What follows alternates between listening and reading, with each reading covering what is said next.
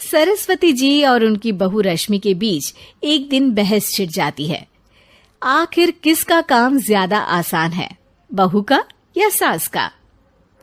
माँ जी, सास को काम ही क्या है, आपके सारे काम उंगलियों पे तो हो जाते हैं।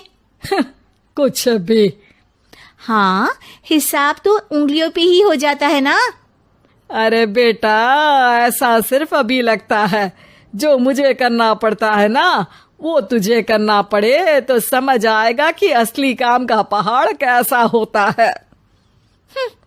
ठेले बराबर वजन भी नहीं है आपके काम में, और बात पहाड़ों के वजन की कर रही हैं आप। तू ऐसा करती ही क्या है घर में बेटा, ये तो बता मुझे।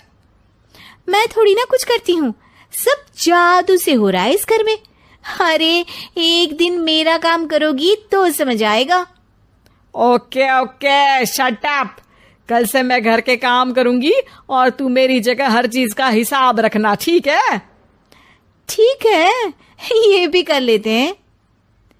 ये सास बहू की डील के बारे में रश्मि के पति अमन को नहीं पता था और ना ही अमन के पिताजी सुरेश जी को। पर गेहूं के साथ साथ जैसे घुन भी पिस जाता है, ये दोनों भी पिसने वाले थे। सुबह अमन उठकर रेडी होता है ऑफिस जाने के लिए, तो पता है उसके कपड़े नहीं निकले हुए हैं। अरे रश्मि, तुमने मेरे कपड़े नहीं निकाले? अपनी माँ से पूछो ना, उन्हीं का काम है ये। अमन अपनी माँ के पास जाता है। अब मेरे कपड़े आज आप देने वाले हो क्या माँ? हाँ, देना तो मुझे ही चाहिए, पर तेरी बहू ने कपड़े धोने ही नहीं डाले, तो कोई भी धुला हुआ कपड़ा नहीं है बेटा। हैं? ऐसा क्यों? कपड़े तो धोने आप ही देते हो ना माँ? अरे बहू ने तुझे बताया नहीं, अब हम अदल बदल गए हैं। मैं अब बहू और तेरी बीवी सास। अमन परेशान हो गया। वो बिना इस्त्री के कपड़े पहनकर ऑफिस चला गया। सरस्वती जी अपने घुटने के दर्द के कारण झुककर घर साफ नहीं कर पा रही थी और ना ही खाना बनाना याद रख पाई। उधर रश्मि पहले ही दिन घर की चाबी घुमा चुकी थी और 300 रुपए का हिसाब अलग नहीं मिल रहा था। पर दोनों का ही घमंड कैलाश पर्वत से भी बड़ा था और दोनों ही खेमे एक दूसरे की बात मानने को बिल्कुल तैयार नहीं थे। शाम को जब सुरेश जी और अमन खाना खाने बैठते हैं तो सरस्वती जी उनके सामने गाजर और पपीते लाकर रख देती हैं। अरे माँ, ये क्या है? ख्याली पुलाव के साथ सलाद। माँ जी खाना बनाना भूल गई लगता है। अरे एक एक चमन्नी का हिसाब है मेरे पास, खाना बनाना कैसे भूल जाऊंगी?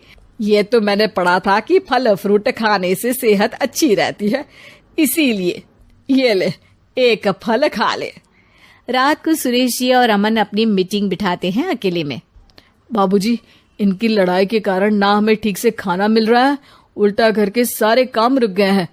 हाँ बेटा, 2 भैंसों की लड़ाई में बेचारे खेत के पौधों का भी नुकसान हो रहा है। पर पापा, क्या बताऊं आपको, मैंने माँ को इस महीने की 2 तारीख को बिजली के बिल के पैसे दिए थे।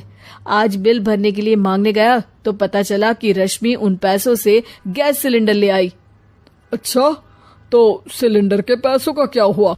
अब सिलेंडर के तो कोई पैसे नहीं थे बाबूजी, हमारे घर पर गैस की पाइपलाइन लगी है ना।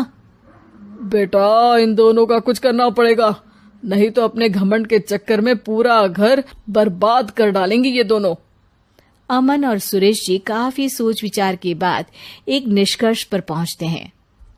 रात ही को दोनों अपनी पत्नियों की अलमारी से नई साड़ी निकालते हैं और सुबह जब रश्मि और सरस्वती जी उठते हैं तो देखते हैं कि दोनों पति साड़ी पहनकर चढ़ाव पर सब्जियां काट रहे हैं। अरे ये सब क्या हो रहा है? क्या हो रहा है मतलब? आप दोनों अदल बदल हो सकते हो तो हम क्यों नहीं? अरे क्या मतलब? नहीं नहीं, मेरी भी बचपन से किसी की बहू बनने की इच्छा थी, तो आज से सरस्वती तुम बड़ी बहू, मैं मिडल बहू और अमन छोटी बहू। अरे लेकिन सब घर पर बैठ जाएंगे तो कमाएगा कौन? ये घर कैसे चलेगा? अब वो तो भैया या बाकी लोग जाने, अब हमने भी अदल बदल कर ही लिया है तो कुछ नहीं हो सकता।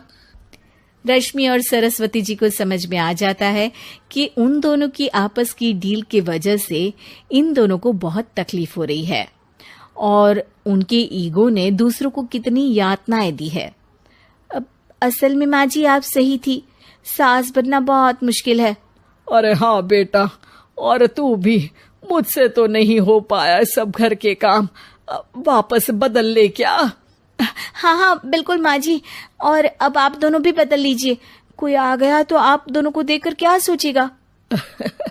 अच्छा है, आप दोनों के समझ में ये बात तो आई, मैं फटाक से कपड़े बदल लेता हूँ। अरे रुक जा बेटा, एक फोटो ले लेती हूँ तेरी, मेरी बेटी होती तो तेरे जैसी ही दिखती साड़ी में। और मेरा फोटो नहीं लोगी?